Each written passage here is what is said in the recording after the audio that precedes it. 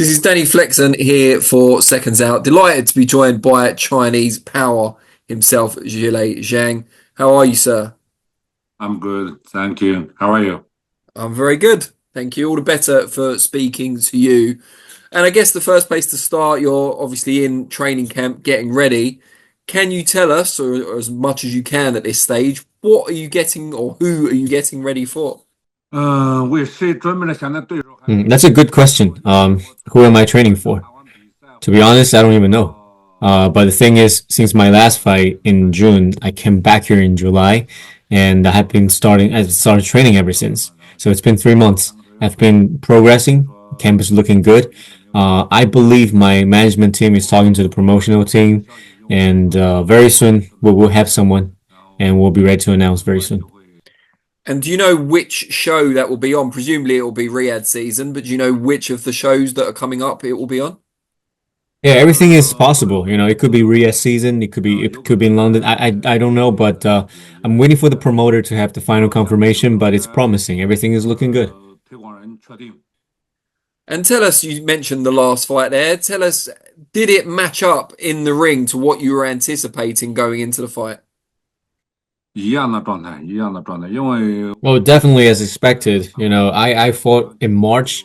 Unfortunately, lost that fight, but I know I learned a lot from that fight, and I look at every opponent like the best version of themselves. So everything lived up to my expectation, and I'm happy I performed. There's been a lot of talk about the future for Deontay Wilder having suffered back-to-back defeats. What is your view, having been up close with him? Does he still have something to offer in today's heavyweight division? Well, I think that's a question that only he can answer because as an opponent of his last fight, I believe that he probably has already made his choice, and if he chooses to stay in the ring, I just wish him the best moving forward. Train hard, fight hard. If he chooses to hand them up, I believe that he's made enough money to take care of his family, and I wish him all the best. Wish him healthy. And this might be a difficult question to answer because Wilder wasn't able to land too many punches on you in that fight, but he's been recognized as one of the biggest punchers in the division for many, many years now. How hard, in your view, does he hit? 力量很大，力量很大。然后 No, he's very powerful, and I can tell you his power definitely lives up to the hype. And I was able to take away his power in my own way, so he couldn't land that much, like you said. But in the fifth round, he did land a punch, and I definitely felt it. But I ate it and I moved forward. But I felt it. Good to know. Just moving forward a little bit from there, we obviously saw Riyadh season make its debut in London just a couple of weeks ago. For some, the win by Daniel Dubois over Anthony Joshua in the main event was a huge surprise.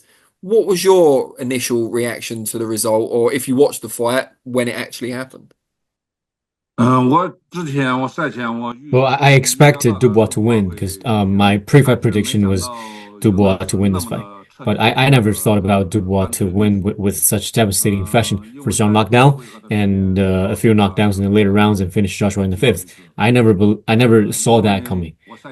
But I do believe that Dubois is young, he's hungry, and his previous opponents, his previous fight really put him in a good position. And his confidence is definitely boosted up, especially after this fight. So I really think very highly of Daniel Dubois. Any disappointment from you, given the history with AJ in the amateurs? That was a big money fight potentially for the future. Now, we're not sure what's going to happen with Joshua, but is that another big fight removed for you for now? 这个都看他自己。I can't really say I'm disappointed because, as a boxing fan myself, I look at this fight as from a fan's perspective. I believe Joshua has been on top of the pyramid for years, and when you're on the top of the food chain, that definitely changed your mentality a little bit. Because with this defeat, I don't know where that put him in mentally, but I do believe that the rematch will be a worst case scenario for Joshua if he goes into that. And also, like you said, I don't think he's ever gonna fight me again in near future after this loss. So we'll see what happens. It's his personal decision, but I strongly not recommend him to go to the rematch.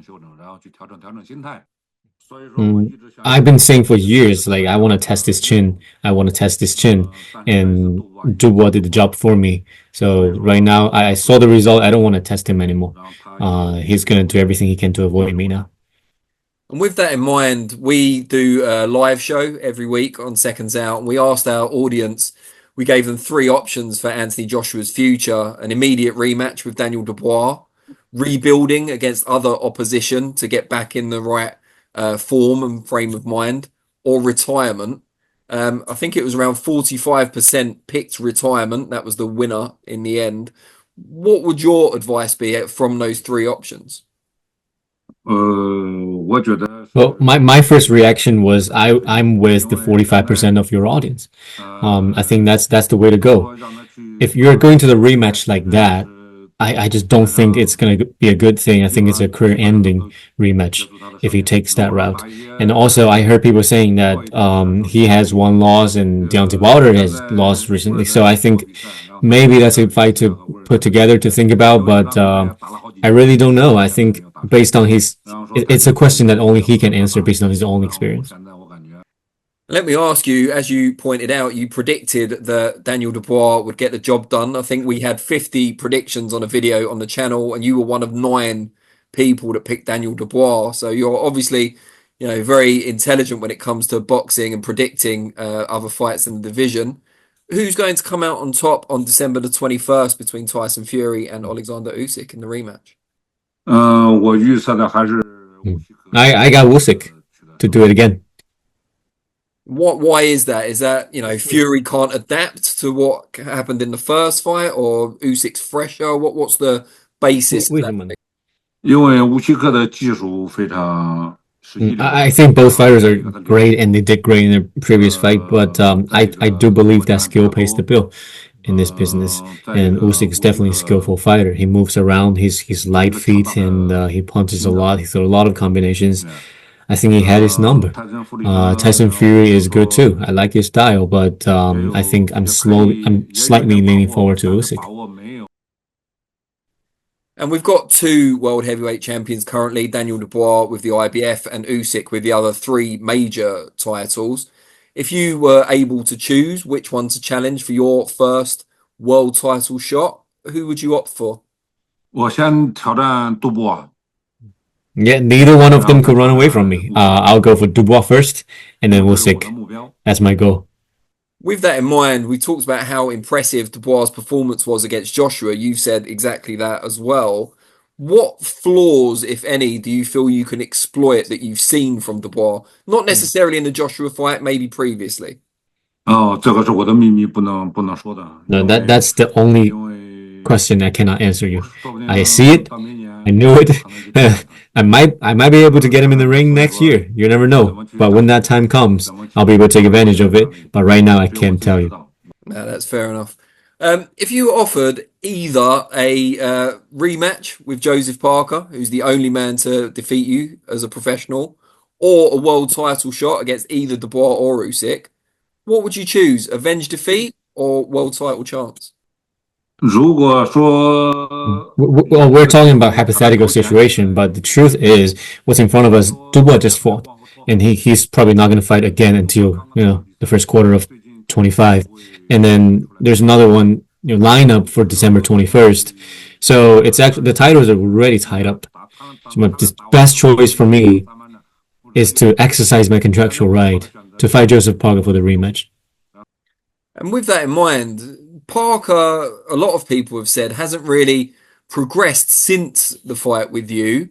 Have you been, maybe not disappointed, but have you been surprised by that he hasn't had more big fights? Obviously, win over Wilder, win over you. I think most people thought he would have got a Joshua or a world title shot by now.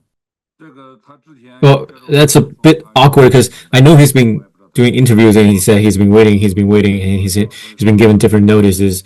I don't know what he's been waiting for, but maybe time is right now. Maybe it's time to do a rematch, and so let's get it. And you said the question I asked earlier was the only one you couldn't answer. So give us an idea of what you will do differently or what we will see differently in the rematch. No, he's all around a great fighter. I really have to give him the credit for what he has done the other night. He's fast. He's flexible. Had good stamina. So I think I learned my lesson in the first fight. I do believe that I lost the first fight because I was being overconfident in the ring. And from that experience, I organized myself. I put pieces together. I believe that if going to the rematch, we'll be able to right the wrong. Yeah, so that's my loss. From July to let's talk about end of the year. All these months, I've been thinking about how to make adjustments and right the wrong. Excellent. And just last one before I let you go. After Anthony Joshua's defeat to Dubois, and also after Tyson Fury lost to Usyk, a lot of criticism about those defeats were leveled at the training team and the corner, even more so in some cases than the fighters. From your point of view, how much influence, whether it's victory or defeat, do the training team, the corner actually have? How much of a defeat is their responsibility rather than the fighters? 我感觉 I think the fighters themselves should take the main responsibility because coaches will guide you there. They show you the way, they show you the path, they guide you there.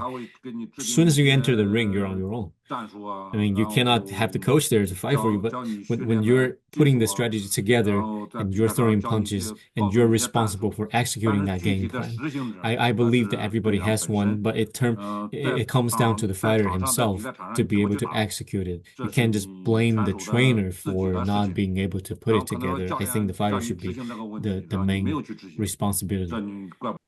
And just finally, like for instance, myself when I win the fight or when I lose a fight, I will always come back to the trainer and let's sit down and let's go over the video, let's go over the tape, let's talk about it and see what we can do better and to correct the mistakes. But if you constantly change your trainer because you didn't perform the level you wanted to and you think it's a trainer's problem and you constantly change it, I don't think it's a good thing. just finally, do you have a message for your UK fans? You're very popular over here now. Thank you for supporting me. Brilliant. Really appreciate your time, both of you. And yeah, let's do it again soon. All right. Thank you, Danny. Thank you, Danny. Take care. See you soon. Bye bye. Bye bye. Bye bye.